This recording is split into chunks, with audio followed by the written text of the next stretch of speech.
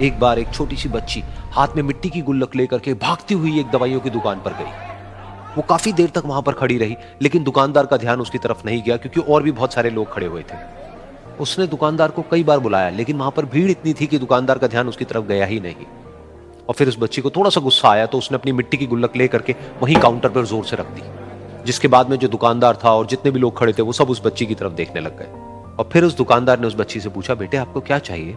तो वो बड़े ही भोलेपन से बोली कि मुझे एक चमत्कार चाहिए। ये सुनकर के दुकानदार को कुछ समझ नहीं आया, ना ही वहां पर जो लोग थे उनको कुछ समझ में आया, और सब उसकी तरफ देखने लग गए। फिर दुकानदार ने बोला, बेटे चमत्कार तो यहाँ पर नहीं मिलता है।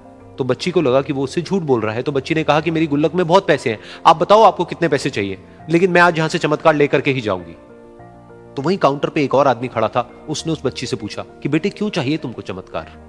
तब उस बच्ची ने अपनी कहानी बताई कि अभी कुछ दिन पहले मेरे भाई के सर में बहुत तेज दर्द हुआ, तो मेरे पापा मम्मी उसको हॉस्पिटल ले गए। उसके बाद कई दिन तक मेरा भाई घर नहीं आया।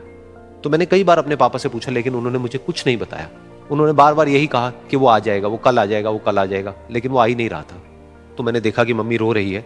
अब पापा मम्मी को कह रहे थे कि उसकी दवाइयों के लिए और उसके इलाज के लिए जितने पैसे चाहिए उतने मेरे पास में नहीं है, अब उसको कोई चमत्कार ही बचा सकता है।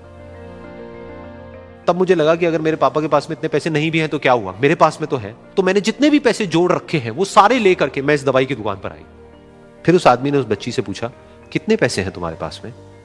ये सुनते ही उस बच्ची ने अपनी गुल्लक उठाई, जमीन पर फेंकी और तोड़ दी और पैसे गिनने लग गई। बाकी सब लोग खड़े होकर के उसको देख रहे थे। थोड़ी देर बाद उसने सारे पैसे अपने हाथ में इकट्ठे किए और बोली, मेरे पास में पूरे 19 रुपए हैं।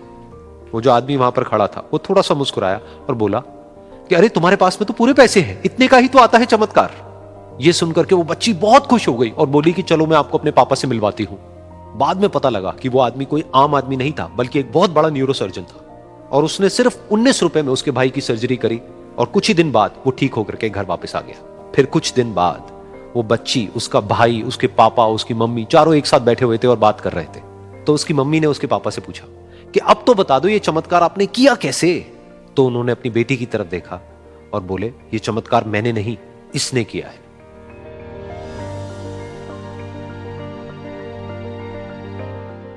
तो यहां पर एक बहुत बड़ी बात है जो हम उस छोटी सी बच्ची से सीख सकते हैं कि जिंदगी में कभी कभी ऐसा होता है कि हमको कोई रास्ता नजर नहीं आ रहा होता है और हम लोग हिम्मत हार जाते हैं। तब हमारे अंदर एक बच्चा होता है जो कोशिश करने से कभी भी पीछे नहीं हटता है।